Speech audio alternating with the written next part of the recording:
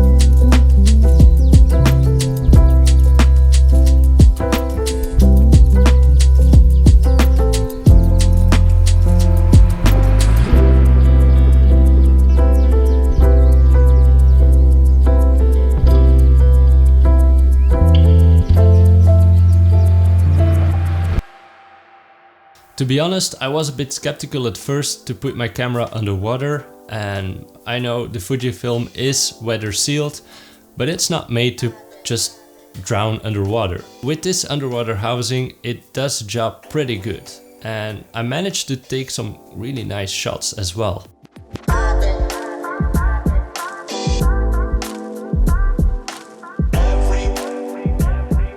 With the other underwater housings, it's not possible to access all of the buttons, but Seafrogs did a really nice job with this.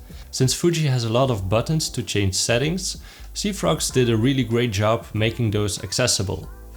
While in the water, you can change your shutter speed, your ISO, your picture settings, check your pictures, delete pictures, and change your view mode.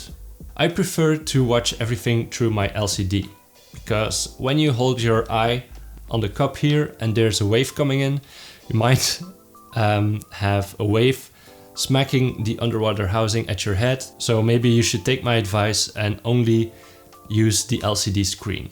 If I'm shooting pictures in the water, then I can still use the shutter speed and the ISO settings. Just make sure you unlock the two pins on the top of your dials to make sure that these settings right here are available to twist.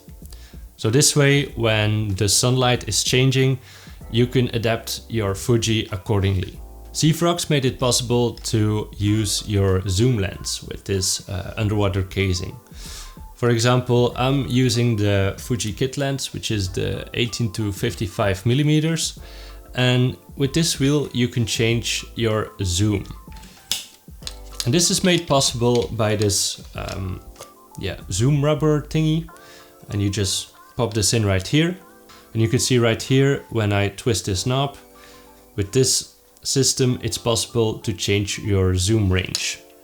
To keep your Fuji safe, there are 3 levers, one at the top, one on the side and one at the bottom. They are secured with this red spring-loaded system that makes sure that it doesn't open when you didn't mean to. So as you can see here, it's quite difficult to open. You have to use a bit of a force. And when you see it's open, right here there are 2 rubber seals. And these are replaceable, but make sure that when you do, you test the camera housing first before putting your camera in. If there is a leaking system, then there's a strip at the bottom right here. If I touch this, then it makes this annoying sound with a red light popping up. So when there's water leakage, you will notice. When you're done shooting, just unplug your camera and leave your housing like this on the ground until everything is dried up. When buying the basic version, you get the flat standard port with the kit.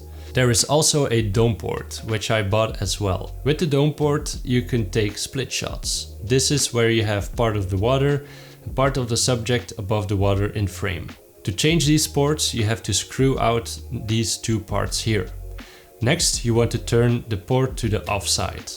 Then plug in the desired port, screw the two plastic elements back into place, and you're good to go. Right now, I like to use the flat port simply because it's easier to carry in my luggage.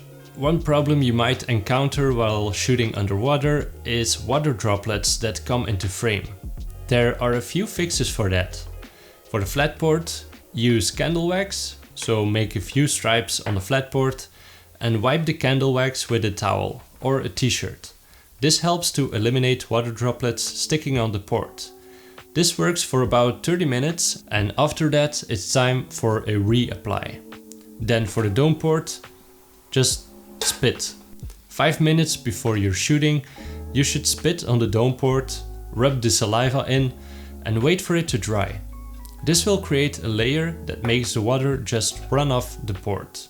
Then an extra tip, if you're shooting underwater and there are a few water droplets just sticking on the port, just dip your camera into the water, then whip it up and then start shooting, because the water will just run off. Then you will have a clean effect for a few seconds. Since there's no pistol grip available for the Seafrogs housing for this Fujifilm system, I bought this extra handle for it, just to have some extra sturdy when I'm shooting underwater, because you have to pay attention to what's happening in your surroundings and you don't want your camera to bop into your head.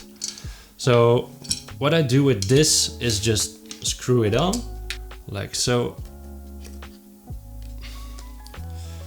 and then like this you have an extra handle, and this makes the whole kit a bit more sturdy and you have a more decent feel.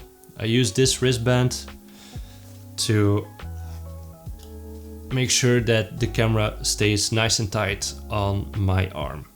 I found an extra tip by another creator called Ben Patel, and he uses a bodyboard leash, which is probably way better than this standard one that they give you.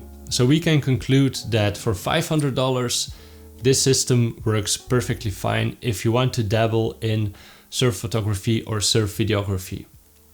I took this one like for 6 times into the water in our North Sea in Belgium and the Netherlands, and I also took it to Morocco. And I have to say the results were pretty amazing, and you get to share the joy of the surfers catching a wave. As a surfer myself, I can say that when you're in the water with your camera, it's something magical that happens.